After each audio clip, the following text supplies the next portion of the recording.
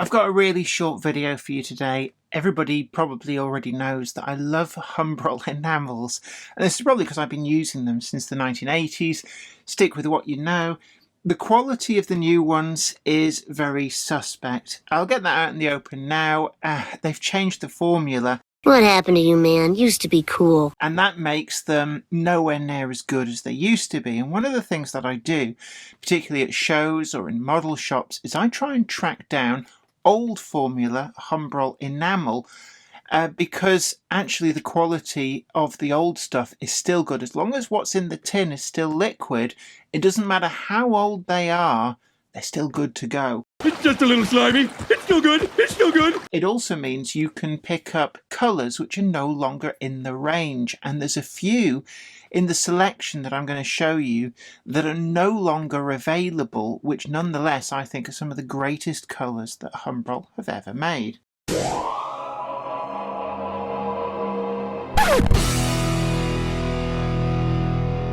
So I'm going to bring out my selection, and you'll notice these are mostly some quite older tins. They've been around the block, and every single one of these is still very, very usable. I've been through my entire collection of colours, and these for me are my favourites. And I want to talk to you. I mean, some people might find this quite a boring video, but I just want to share with you why I think these are so great and why I use them. Now, first of all, let's go to my absolute favourite. And this is number 108. And I've talked about this a lot. Been very lucky to find another tin of it. Found this recently at the Lee Model Railway Show. Paid £1 for this, and it was new old stock.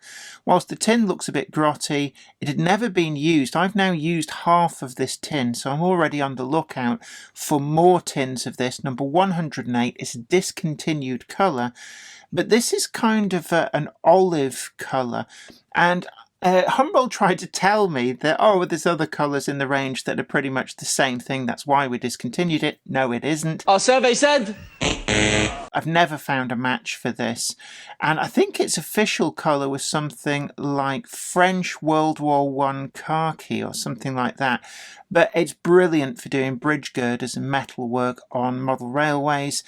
And the coverage from tins of this era is perfect. One coat does it all. You can see here, this is the design on some of the older tins. This is something you're looking for if you want the good formula. It may be pure, but it's cabbage. So that's one of the designs that we're looking for.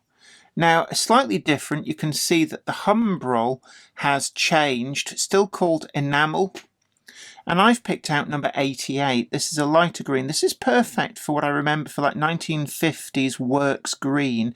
This is actually a matte colour, as is this. And this is quite annoying. Now, some of the tins, as you can see there, have matte written on, and others have satin. I'm just looking through here. Most of these are matte, if not all of them. Yeah, I can't see. Oh, there is that. Oh no, that's a matte as well. So I haven't picked out any gloss or satin ones here, but normally the way it worked was it said either gloss, matte or satin on the tin, but not always. But I happen to know that both of these are matte.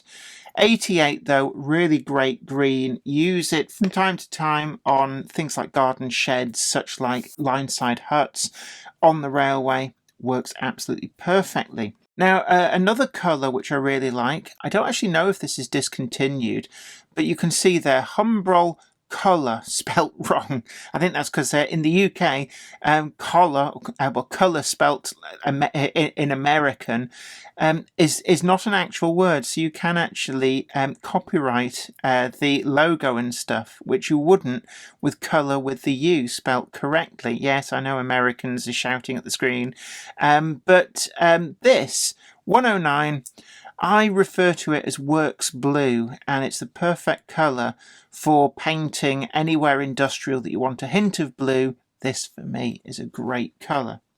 Now, one that I use a huge amount of, always hoover up as many tins as I can when I see them at the right formula. And I think this is right at the end. This is the last formula tin design with the Humbrol enamel and the sort of rainbow stripes up there. These are probably from actually about 2008, 2009. And this is matte 33, matte black. This I use so much of.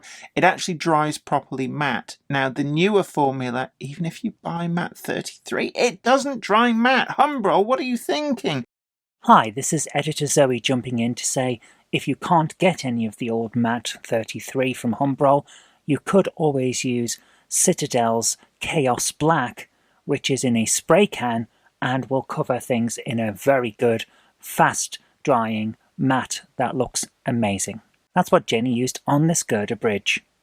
But this, if you find the old formula, buy as many as you can, because you'll go through loads of that. So many uses, and it is proper matte. The same can be said for matte 34. That's the matte equivalent of white. I use so much of this. Again, it's another one. If I see a tin of the old formula, always give it a shake and listen to see. I can't actually hear anything going on in there. That could be annoying. You can use Humbrol enamel thinners to just thin it down. I will actually check this in a bit and add thinners if needed. But 34 proper matte white is always good to have. Now, looking through some of the others here, I'm going to pick out number 157, which is like a light blue grey. I use this for Blue Engineers bricks. Again, you can see there, Humbrol enamel. That's probably late 80s, early 90s tin. Still absolutely good. You can actually hear that one sloshing around. And yeah, Engineers brick, that kind of lighter light blue, matches with the Scaledale Engineers blue so well. And then a little bit of white acrylic wash for the mortar courses, and you are absolutely good to go. So that one I've been using a lot of recently. Out of the same vein, number 166, light aircraft grey. Again, we've got that sort of, I think it's a sort of mid to late 1990s tin. And this I use for the concrete capping stones to go with that Engineers blue. It works so well. And again, I can hear that one sloshing around. Perfect. Absolutely good to go. Now moving to some of the others. A little bit difficult to read. This is number 173. The official colour is Scenic Track Colour. That is the perfect colour for painting rail chairs and the sides of rails. Now, I actually use a Woodland Scenics track paint pen because it's so much easier. But back when I used to paint my track with a brush, this was the perfect colour. You can paint your buffer stops in that as well. And it's that lovely old rust and dirt look that metal gets in industrial settings when it's just left outside forever and ever. Now, I've also got here number 163, 1990s formula, dark green, and this is another great colour for bridge girders. If you can't find 108, 163 is another great colour, as is 159, khaki drab. All of these are great for bridge girders, and I just, all of these, if you see the old formula, pick them up. Now, going to some more bright colours, matte 24, and this is probably late 70s, early 80s tin design. This, again, totally great. This yellow dries properly matte and is the perfect sort of warning yellow. Things like distance signals, that kind of thing, warning signs. This is the perfect yellow for. And it's just such a great colour. Again, I use quite a bit of these just for embellishments on the layout. Now, if you want a slightly more faded yellow, this can be quite good for full yellow ends on locomotives, particularly if you then go on to weather the locomotive. Matte number 99, I think it was officially lemon yellow, but this is actually really good for the yellow ends on BR Blue and BR Green diesel locos. Again, very last of the good formula. This is probably about 2010, I think. But this is definitely a useful colour. Going back into the 1990s, Humbrol colour, you can see this tin's been around the block a lot. Matte number 174, I think this is Signal Red. Perfect for the anything that you need red around the model railway. Dries matte, looks perfect. Again, a great colour for home signals, that kind of thing. Oh, there's a satin one. So you can see there it says satin on the lid. Number 195. This is great for painting things like vehicles. I wouldn't use gloss on models. I just don't think gloss really works particularly well for model applications. It just doesn't, shiny things don't look right in model form. So if you want something that's meant to be shiny, I always go satin. So 195 is like a British racing green, but perfect for things like vehicles, garden gates, front doors, window frames. And again, this is sort of mid into late 1990s with that particular branding. And again, that will be properly satin. So a slight sheen, but nothing too major. Now for a light grey, I think this was billed as steel grey, number 87. Again, this is late 80s, early 90s era tin. This is a perfect grey. It's actually really good if you make model aircraft kits. This seems to be the perfect colour, particularly for Luftwaffe planes. I remember doing a Messerschmitt 109 and I think the bulk of it was painted in number 87. It really is a great colour, one to look out for. Still in the modern range, quite a few of these, like 33, 34, 24, 99, 87. They're all still in the modern range, still available, but I would avoid the new formula. Now this is new formula, you can tell by the design of the tin. But actually 96, certainly this batch, they haven't quite ruined it yet with the formulation. This is RAF blue, and this is actually, if you're going to weather a locomotive, I've actually painted some of the 08s, like the Class 13. The blue was number 96, because strangely enough, Humbrol doesn't have rail blue in its range. I know, weird, isn't it? So this was about as close as I could get. It's not quite right, and when you see pictures of my Class 13 prior to the weathering, you can see it's not quite the right shade of blue, but once the weathering goes on, it looks perfect. Again, new formulation. This kind of works. Matte number 110. This is matte natural wood. I did have a look. Somewhere I have old formulation of number 110. I couldn't find the tin, so I'm showing you this one. This is a really great colour for painting wooden objects out in the wild. Needs a black wash over it to bring out the detail, but wood is notoriously difficult to paint correctly in model form. But matte number 110 is definitely a great colour for that. I've now picked number 42. It's sort of a lilac-y colour, and this is the very beginning of new format, new formula.